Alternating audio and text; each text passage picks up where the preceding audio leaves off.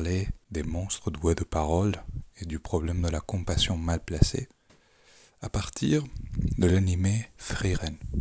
Alors Frieren est un animé qui se situe dans un monde fantastique et c'est un très bon animé, je le recommande. Et dans cette fiction, il y a des créatures, il y a des monstres qui sont les démons.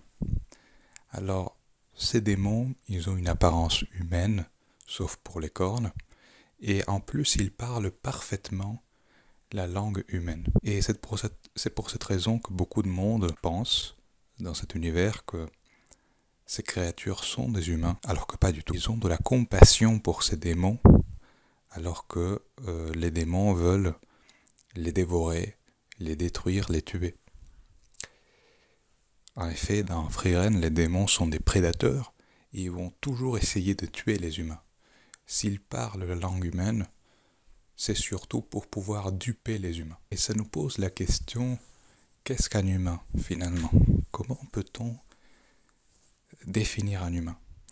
Dans notre monde parfaitement matérialiste, dans lequel toute velléité spirituelle est ridiculisée, on considère qu'un homme c'est avant tout son corps, le corps d'un être humain, ce qui est complètement stupide, et Frieren a le mérite de montrer la stupidité, l'absurdité, et même la folie, le danger que suppose de croire qu'un humain c'est uniquement son corps. En effet, des personnes qui sont des humains à l'extérieur, qui parlent la langue humaine, mais qui à l'intérieur sont totalement pourris. Et je ne vous parle pas de gens qui ont des défauts normaux, humains, acceptables. Je vous parle de gens qui ont une carence, un manque de certaines facultés humaines, de certaines capacités qui sont proprement humaines. Il leur manque quelque chose d'humain. Et l'exemple le plus clair, c'est l'exemple des psychopathes. On dit que c'est environ de 1 à 3% de la population qui serait psychopathe. Et les psychopathes ne ressentent pas de l'empathie. Ce sont des gens, des humains entre guillemets, qui ne ressentent pas de l'empathie, qui ne ressentent pas l'émotion des autres, et qui voient les autres comme des sortes d'objets. Ces gens-là, les psychopathes, ne peuvent pas accéder au domaine symbolique supérieur du monde, de l'existence. À mon avis, ces gens-là ne sont pas vraiment humains. Ils peuvent bien sûr s'intégrer, ils peuvent bien sûr être parmi nous, mais moi je ne les considère pas comme humains. Je pense que c'est pratiquement une autre espèce en fait. Comme vous le savez probablement, notre société est dirigée par des psychopathes. Les comportements démoniaques, parce que pour moi c'est pratiquement la même chose, les comportements démoniaques de notre société sont hautement récompensés, ce qui est logique, c'est-à-dire que si les dirigeants sont des psychopathes, alors on va récompenser des comportements similaires. Aujourd'hui, il y a beaucoup de personnes qui ont perdu accès au domaine symbolique, au domaine supérieur spirituel de l'existence, pas à cause d'un manque de cette faculté humaine, mais à cause de la propagande ambiante qui est totalement rabaissante et qui empêche les gens de s'élever. De plus, ces gens-là perdent de plus en plus leur empathie, leur connexion avec autrui, car la société favorise la répression constante des émotions, elle favorise un égoïsme total, complet. Et de plus en plus, on a des gens qui sont humains, qui sont normaux, mais qui ont des comportements sociopathes, des comportements narcissiques, des comportements égoïstes.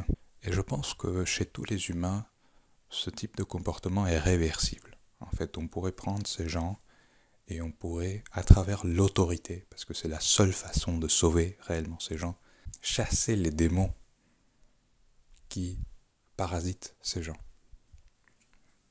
Parce que être humain, c'est quelque chose de naturel, tout le monde sait le faire. Le problème, ce sont les démons. Un démon, quand je dis démon, je ne parle pas seulement de personnes, je parle aussi d'idées. Les idées, il y a des idées qui sont démoniaques. Bien, chasser tous ces démons pour permettre aux gens de récupérer leur empathie, récupérer leur souci d'autrui. Mais ce qu'il faut comprendre, c'est que les personnes de plus de 30 ans environ dans ces eaux-là sont irrécupérables sans une autorité très forte. C'est-à-dire que toi, en tant qu'individu, en tant que personne normale, tu ne peux pas sauver ces gens-là tout seul. Théoriquement, tu peux. Théoriquement, tout le monde peut sauver tout le monde. Mais il faut une force extraordinaire.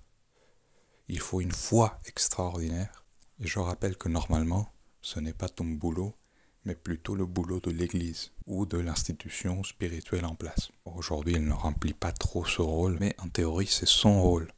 Il y a des gens qui sont payés pour ça, qui sont formés pour ça, qui consacrent sa vie à ça, même si ces gens sont humains, avec des comportements sociopathes, et qu'ils sont sauvables, ce n'est pas ton rôle. Et ces personnes avec des comportements sociopathes sont des monstres doués de parole.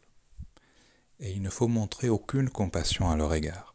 Il faut les traiter comme des animaux ou comme des objets. Beaucoup de gens seront peut-être choqués par ça, ils vont se dire oui, tu abuses, tu exagères, c'est pas comme ça.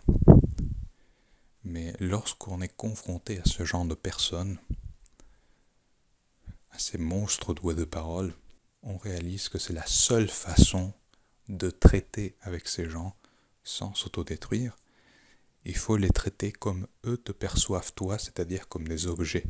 L'ennemi du psychopathe, c'est la personne normale, la personne saine d'esprit, l'humain, qui va accepter de jouer sale, de se salir les mains pour l'enculer, pour le baiser et pour lui empêcher de faire du mal. Et dans Frieren, cet élément est aussi mentionné, il est aussi pris en compte.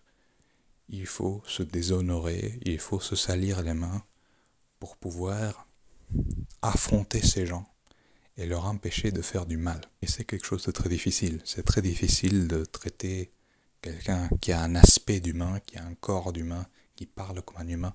C'est difficile de le traiter comme un animal, comme un chien. Même pas comme un chien, parce que les chiens, ils ont beaucoup d'amour. Comme un objet. Comme un objet. C'est très difficile. Ce n'est pas quelque chose de naturel. Mais c'est la seule façon de traiter avec ces gens et ne pas se faire écraser. Et les gens ne se rendent pas compte, les gens normaux, ne se rendent pas compte de l'effort qu'ils font. Rendez-vous compte que ne pas tuer quelqu'un qui te casse les couilles depuis des années, c'est déjà une preuve de compassion énorme. Dans les tribus, dans les sociétés primitives, dans les sociétés plus anciennes, même au début de la civilisation, être un fils de pute, être un connard, ça ne marchait pas, en fait. Ça ne fonctionnait pas. Si t'étais un fils de pute, les gens allaient te tuer, les gens allaient te massacrer. Ça ne passait pas.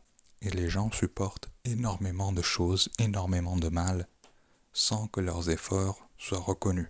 On ne reconnaît pas ces efforts qui sont des efforts émotionnels, parce que les émotions n'existent pas dans notre société. Or, ce sont des efforts monumentaux. Pour conclure, notre société manque d'une figure paternelle, de la figure du père, d'une figure d'autorité. Parce que le rôle du père, c'est aussi d'écraser les démons pour protéger sa femme et ses enfants.